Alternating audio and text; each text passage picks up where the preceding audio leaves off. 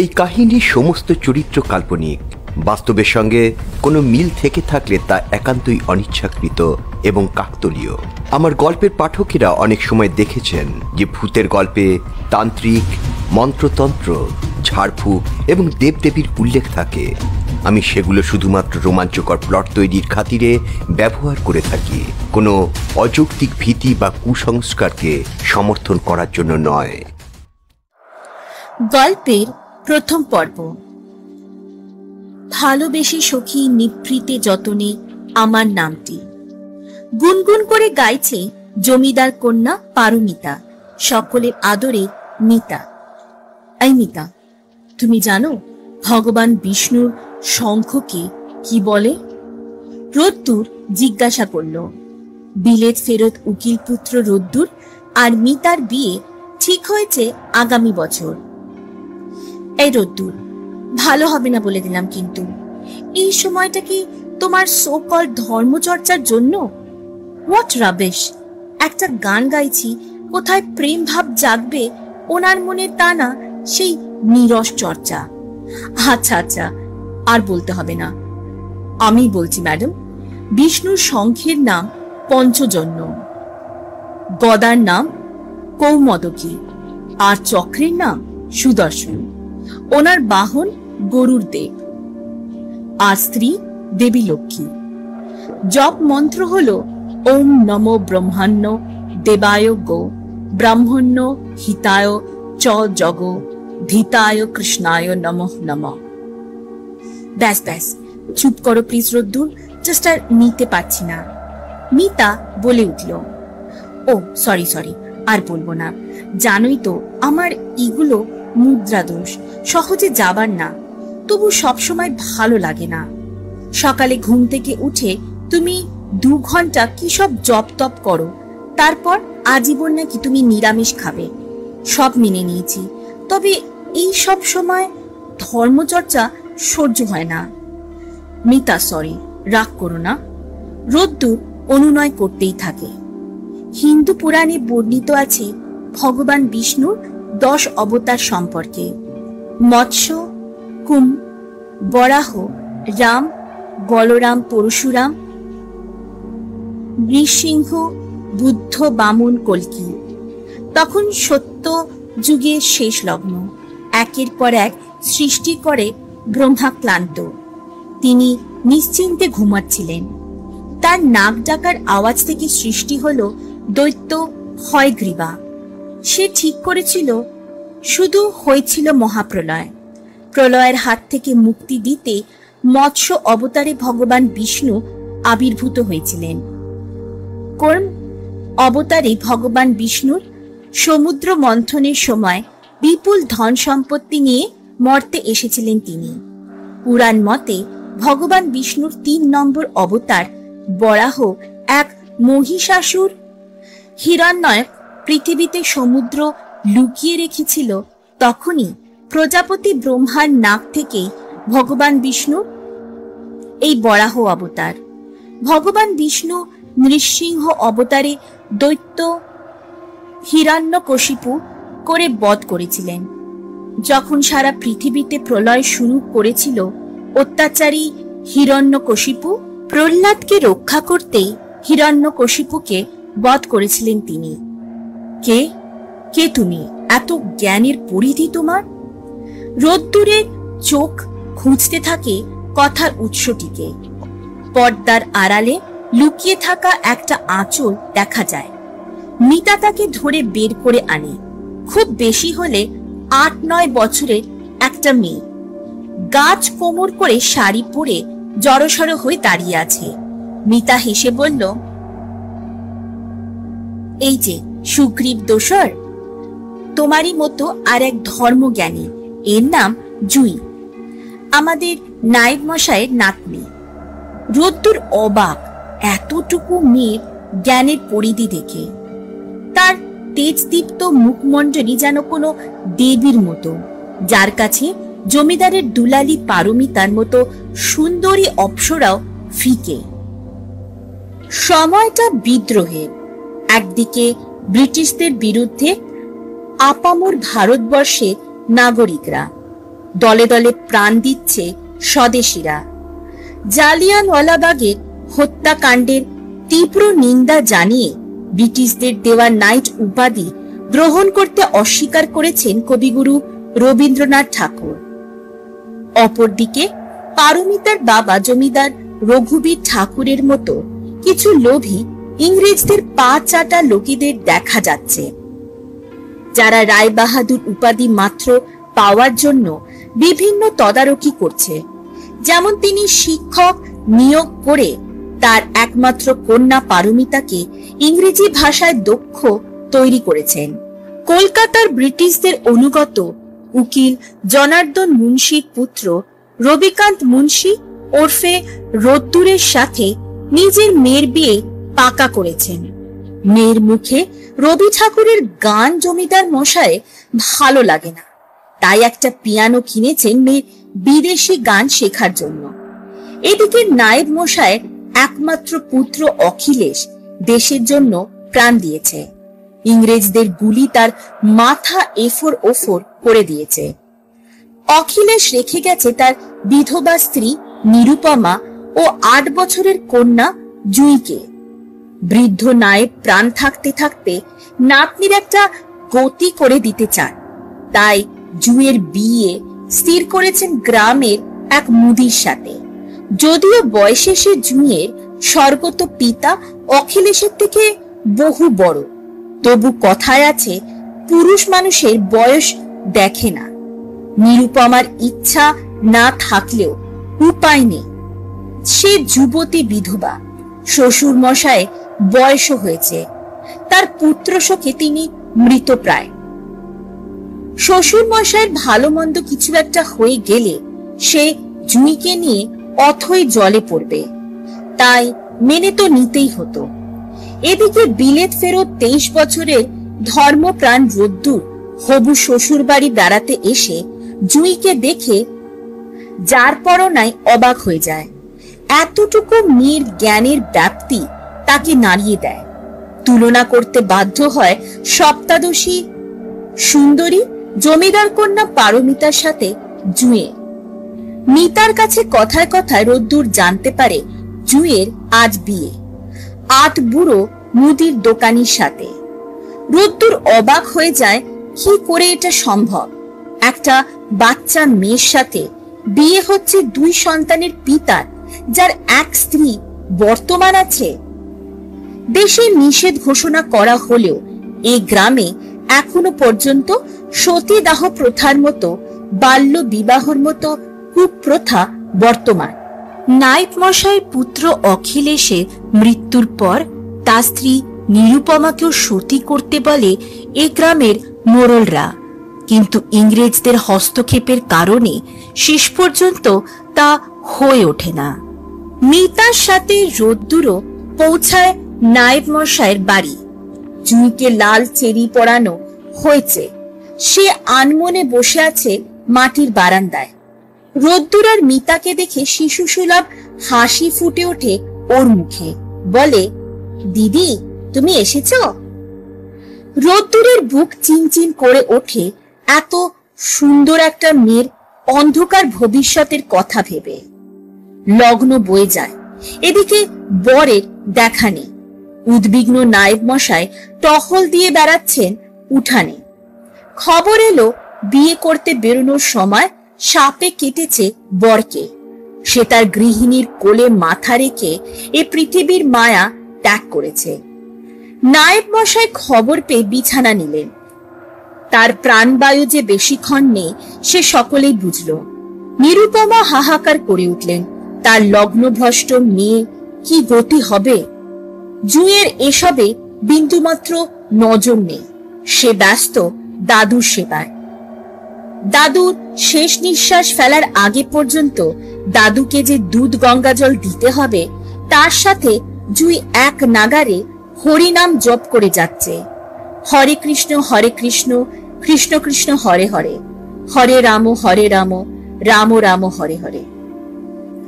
নায়েব মশাই নাতনির কোলে চোখ বুজেছিলেন সে রাত্রে।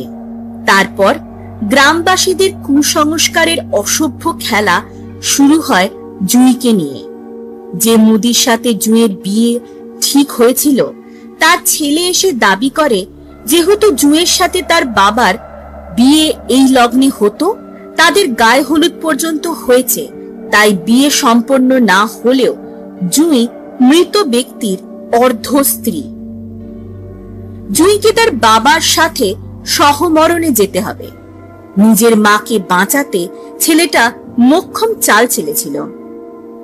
সে জানত সকলে এবার জুঁয়ের ক্ষতি করতে উঠে পড়ে লাগবে। জমিদার বাবুও মুখে কুলুপ এঁটে রইলেন।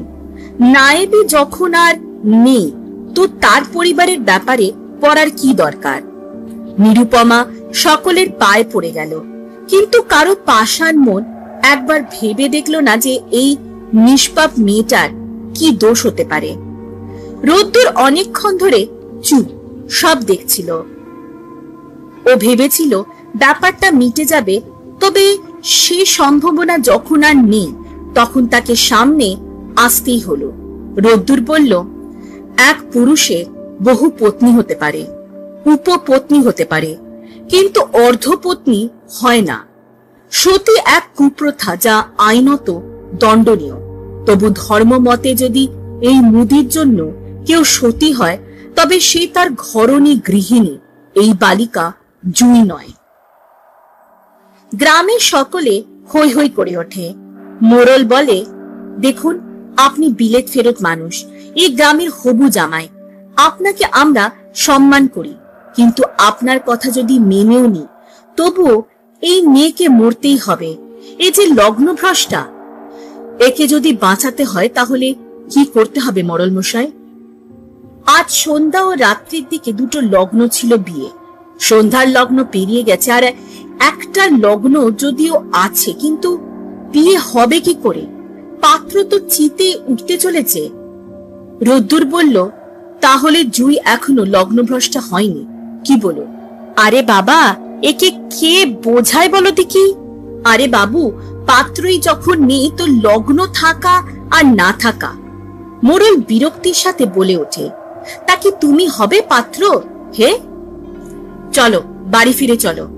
জমিদার বাবু গম্ভীর হয়ে বলে ওঠেন, হ্যাঁ, আমি পাত্র হব, যদি জুঁই বা ওর মায়ের আপত্তি না থাকে।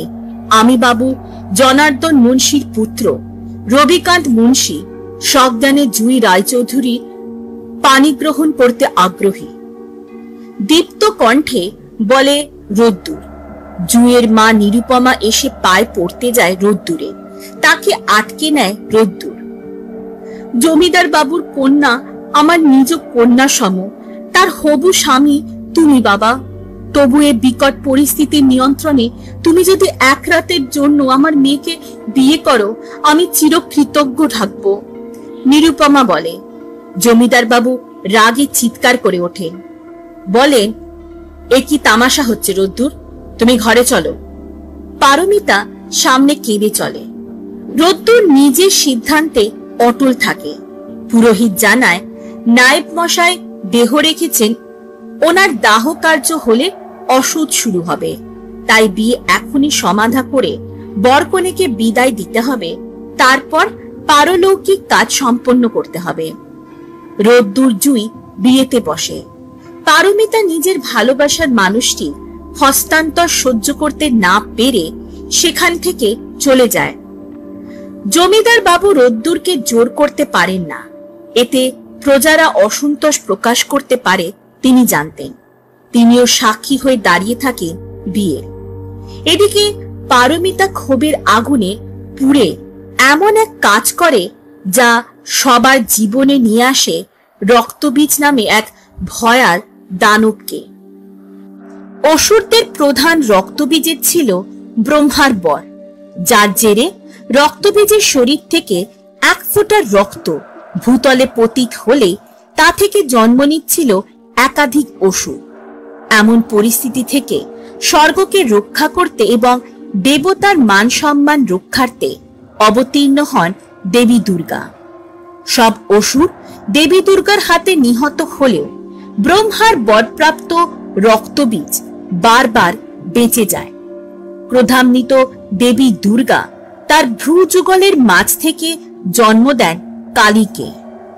কালীর ভয়াবহ রুদ্র মূর্তি আর নগ্নিকাম রূপে রক্তবর্ণ লকলকে জীব বের করে কালী গ্রাস করে নিতে থাকেন একের পর এক অসুর এবং তাদের রণবাহিনীকে। হাতি ঘোড়া সমেত অসুরের দলকে কালী গ্রাস করতে থাকেন। রক্তবীজকে অস্ত্রে বিদ্ধ করে তার শরীরের সমস্ত রক্ত পান করে নেন কালী। রক্তবীজের শরীর থেকে এক ফোঁটা রক্ত যাতে মাটিতে না পড়ে সেই জন্য কালী তাকে শূন্যে তুলে নেন। রক্তবীজকে একেবারে রক্ত শূন্য করে দেহ ছুঁড়ে ফেলে দেন। রক্তবীজ তো শেষ হয়ে যায়, কিন্তু কালো অশুভ শক্তি একটাই মহিমা, সে বারংবার ফিরে আসে যদি তাকে ডাকা হয় নিয়ম মাফিক। বঙ্গে একসময় পিশাচ শক্তির আরাধনা করার একটা রব উঠেছিল। সেই রেশ পরে কেটে গেলেও কিছু কিছু স্থানে সেই সব আচারের প্রমাণ বিদ্যমান ছিল।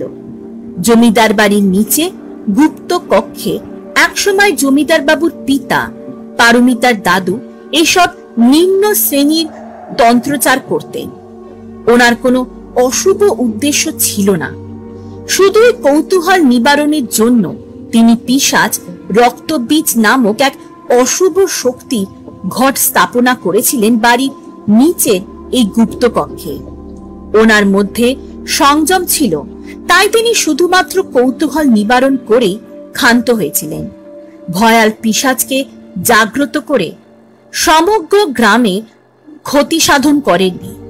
সাধনা এক স্তরে পৌঁছানোর পর তিনি ওই ঘর চিরদিনের জন্য বন্ধ করে দেন। ওনার পুত্র পারমিতার পিতার এ সকল বিষয়ে কোনোদিন কোনো আগ্রহ ছিল না, তবে পিতার মৃত্যুর পর ওই ঘরের চাবি তার কাছেই থাকত। পারমিতা কথায় কথায় তার দাদা মশাইয়ের এই সাধনার কথা পিতার মুখে শুনেছিল, কিন্তু তারও কোনোদিন মনে হয়নি ওই ঘরে যাবার। তবে সেই রাতে নিজের অধিকার হস্তান্তর সে মেনে নিতে পারেনি।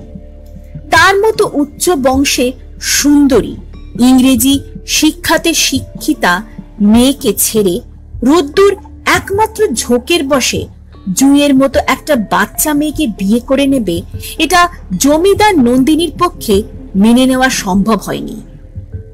ফলস্বরূপ সে চুপিসারে জমিদার বাবুর দেরাজ থেকে চোরা কুঠুরির চাবিখানা নিয়ে সোজা চলে যায় সেখানে। তার মনে হয় তন্ত্রচার যার সম্বন্ধে সে কিছুই জানত না, সেই দিয়ে রোদ্দুরকে আবার ফিরে পেতে পারে। আসলে সম্পূর্ণ মিতার ইচ্ছায় ঘটনা সংঘটিত হচ্ছে তা নয়। দীর্ঘ সময় ধরে বন্ধ পড়ে থাকা ঘরে বন্দী পিশাচ তার শিকার খুঁজেছিল, সেই শিকার আর কেউ না, মিতা নিজেই ছিল। সে রাত ছিল পূর্ণিমার, আকাশ ভেসে যাচ্ছিল চাঁদের আলোয়। মানুষ এক সম্পূর্ণ ভুল ধারণা পোষণ করে যে শুধু আমাবস্যারই কালো রাতি ভয়াল, যা পিশাচ সমাগম করে।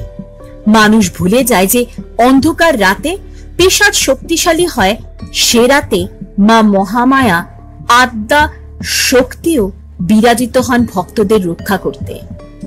পূর্ণিমার চাঁদে পাশবিক শক্তি পুণ্যঘটিত হয় বাধাহীন ভাবে। একদিকে ছোট্ট জুঁইকে বিয়ের পিড়িতে বিধি অনুযায়ী গ্রহণ করছে রোদ্দুর, অপরদিকে বহুকাল বন্ধ পড়ে থাকা ঘরে প্রবেশ করে মিতা। ঝুল মাকড়সা পোকামাকড় ভরা ঘরে ঢুকে একবার পিছিয়ে আসে মিতা, ভয় পায় সে। তারপর পূর্ণ সাহস সঞ্চয় করে ঢুকে পড়ে ঘরে।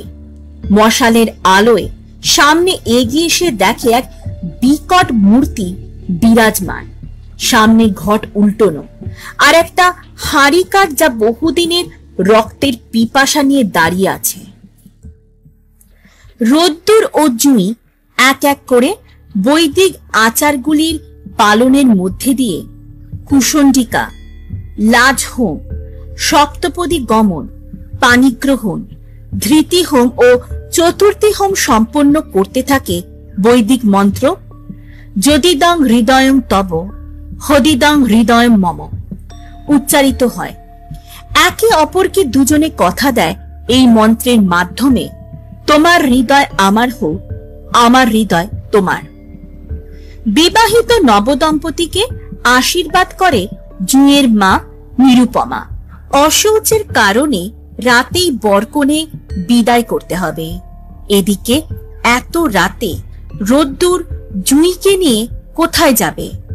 সে বিলক্ষণ জানত জমিদার বাড়িতে আর তাদের ঠাঁই হবে না। সব চিন্তার অবসান ঘটিয়ে পারমিতা ওখানে উপস্থিত হয় আর রোদ্দুরকে জুঁইকে জমিদার বাড়িতে যেতে অনুরোধ করে। জমিদার বাবুর ইচ্ছা না থাকলেও উপায় নেই, তাই তিনিও ওদের নিজের আগ্রহ প্রকাশ করেন। জুঁইকে রোদ্দুর জমিদার বাড়ি নিয়ে চলে যায় আর এদিকে সকলের নায়েব মশায়ে অন্ত্যেষ্টি ক্রিয়াতে লেগে পড়ে। এক ঝটকায় একা হয়ে যাওয়া নিরুপমা চোখের জল আটকিয়ে রাখে এই সন্তোষে যে তার মেয়ে সুপাত্রর হাতে পড়েছে। রোদ্দুর পারমিতার কাছে ক্ষমা প্রার্থনা করে ও জানায় সকাল হলে সে তার স্ত্রীকে নিয়ে কলকাতা রওনা দেবে। জমিদার বাবু এই বিপত্তি যত তাড়াতাড়ি বিদায় হয় ততই ভালো মনে করে সম্মতি দেন। বাদ সাধে মিতা। সে জোর করে জুঁই আর রোদ্দুরকে এখানে কিছুদিন কাটিয়ে যেতে বলে। মিতা বলে নিয়ম অনুযায়ী ওদের অষ্টমঙ্গলা করতে এখানে আসতেই হতো, অত দূর থেকে, আবার তার থেকে এখানে থেকে অষ্টমঙ্গলা পার করে যাওয়াই ঠিক হবে। রোদ্দুর বলে জুঁইদের বাড়িতে অসুচ হেতু অষ্টমঙ্গলা করা সম্ভব নয়, তাই এখন কলকাতা চলে যাওয়াটাই শ্রেয়। মিতার পীড়াপিড়িতে রোদ্দুর আর না করতে পারে না। মিতা তার ঘরে নিয়ে যায় জুঁইকে তার সঙ্গে শোবার জন্য। রোদ্দুর অতিথি ঘরে শুয়ে পড়ে। রাত বাড়ে, চারিদিক নিশুতি হয়ে যায়। সারা জমিদার বাড়ি যখন ঘুমিয়ে, মিতা উঠে পড়ে আর চুপি চুপি আবার মাটির নিচে গুপ্ত কক্ষে প্রবেশ করে, সাথে সংজ্ঞাহীন জুঁই। পিশাচকে জাগ্রত করতে হবে, তার সাহায্য চাই, আর তার জন্য প্রয়োজন এক নরবলি। মিতা পিশাচ জাগাবে, তারপর তার পায়ে জুঁইকে বলি দিয়ে পিশাচের সাহায্যে রোদ্দুরকে আবার ফিরে পাবে।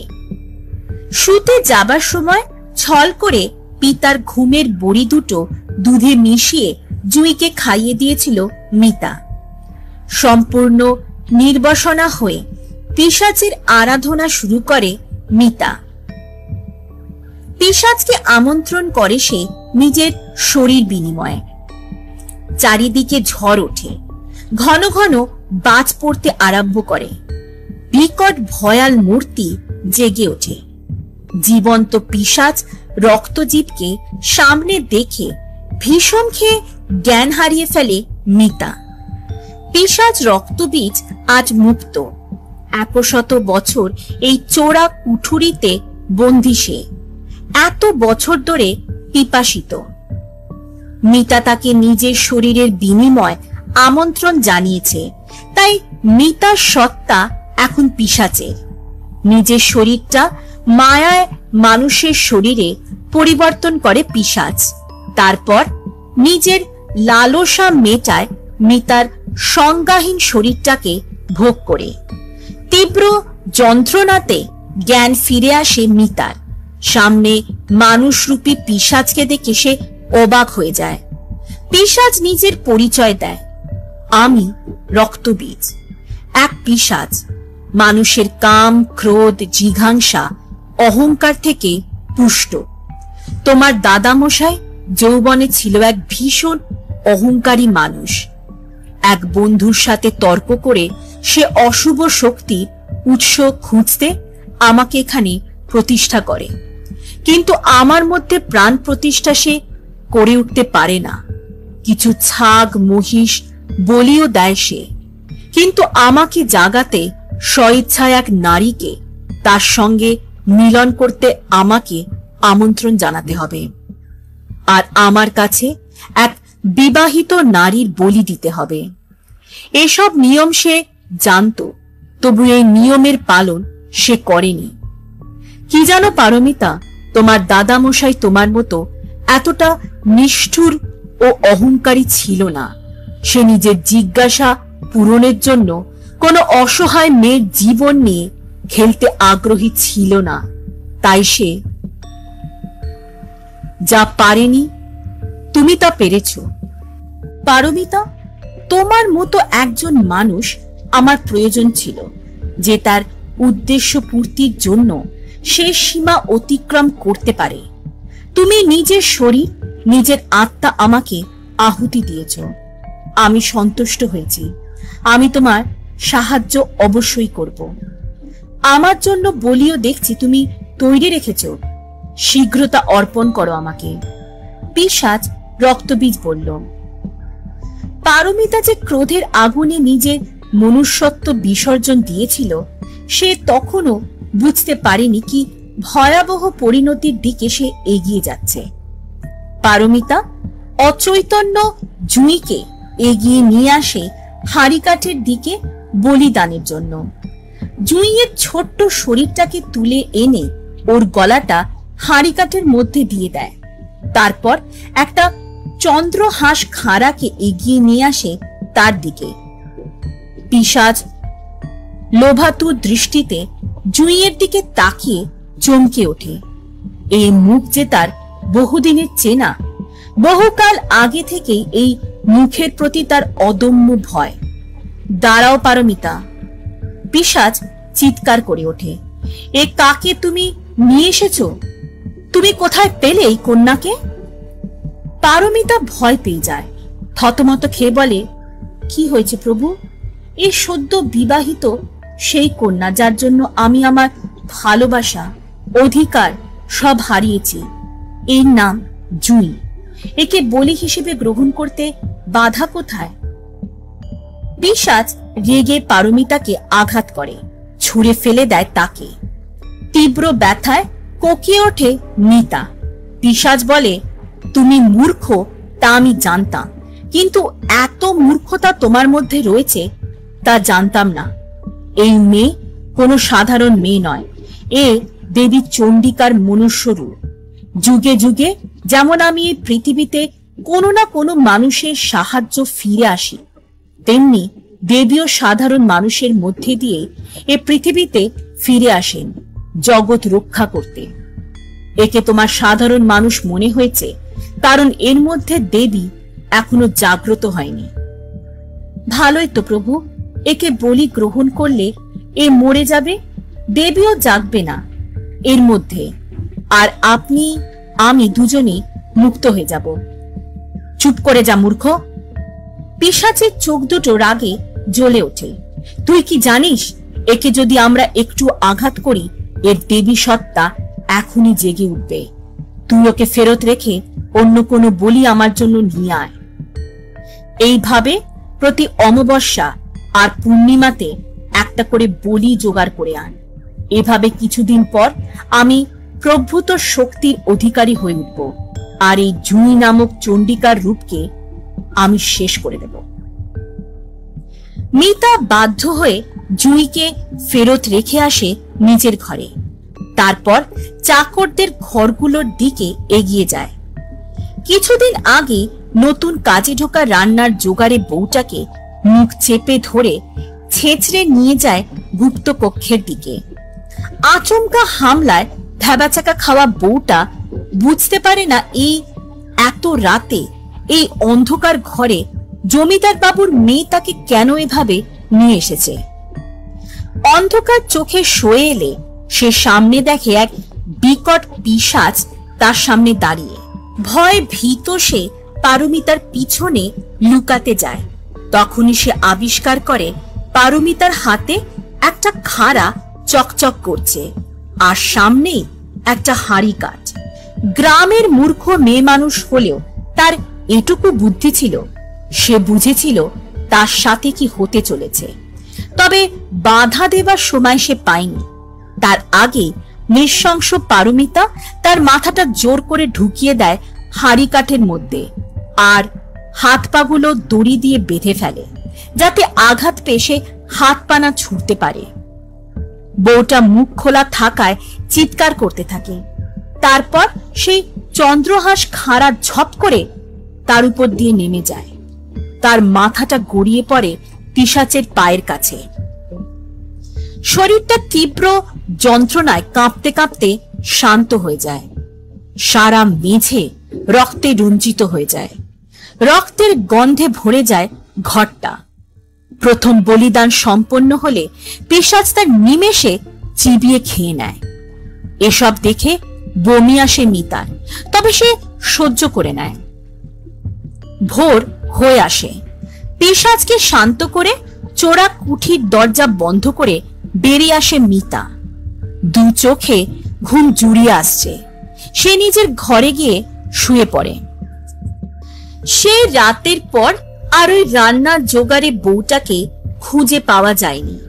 তার মধ্যে পারমিতা নিজের কিছু গয়না ওদের ভদ্রাসনের পিছনের পচা ডোবাতে ফেলে দিয়ে চারদিকে রটিয়ে দেয় যে তার কিছু গয়না চুরি গেছে।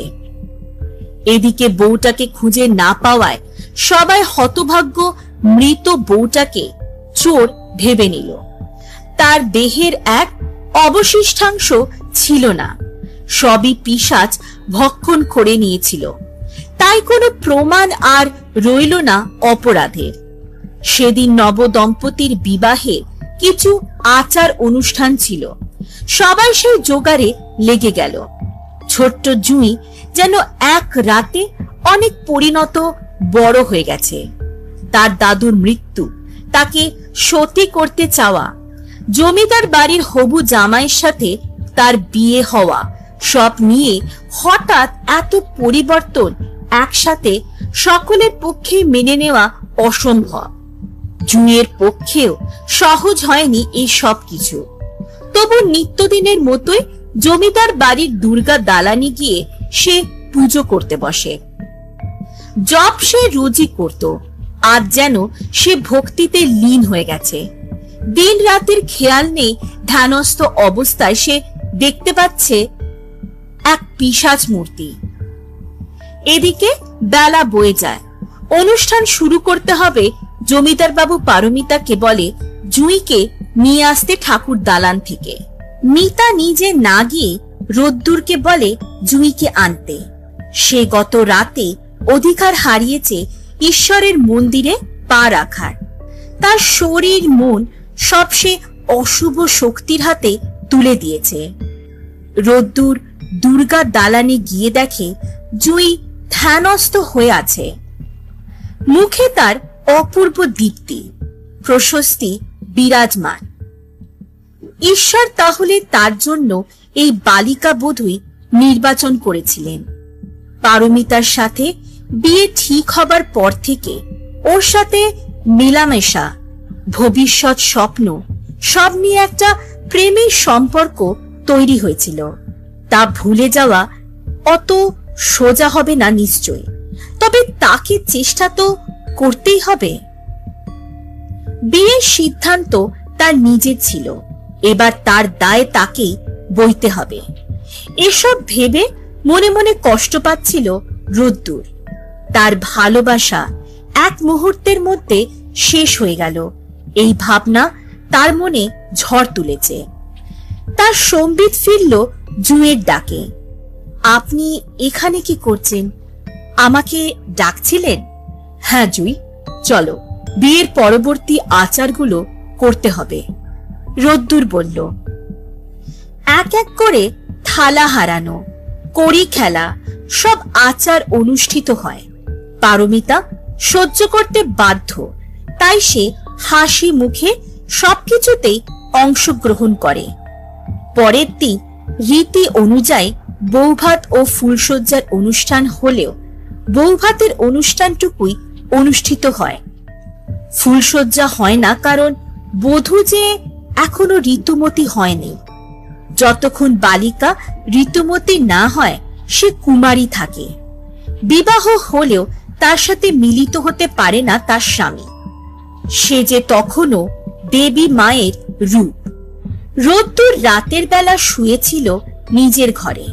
তার মন বড্ড অশান্ত। স্বইচ্ছায় যে বাঁধন এসে নিজেকে জড়িয়েছে তা ভাঙাও সম্ভব নয়। আবার পারমিতাকে পাবার আশাও তাকে ত্যাগ করতে হবে। তার পিতা যে বড্ড রাগী মানুষ। তার অনুমতি ছাড়া এ বিয়ে যদিও তিনি মেনে নেবেন, কিন্তু তার পুত্র 2 স্ত্রী নিয়ে ঘর করবে এ কখনোই মানবেন না। এসব চিন্তা করতে করতে ঘুম জড়িয়ে এলো তার চোখে। রাত গভীর, শয়তান জেগে উঠেছে। পারমিতা পৌঁছে যায় গুপ্ত কক্ষে। তার প্রভুর সেবার সময় হয়ে গেছে।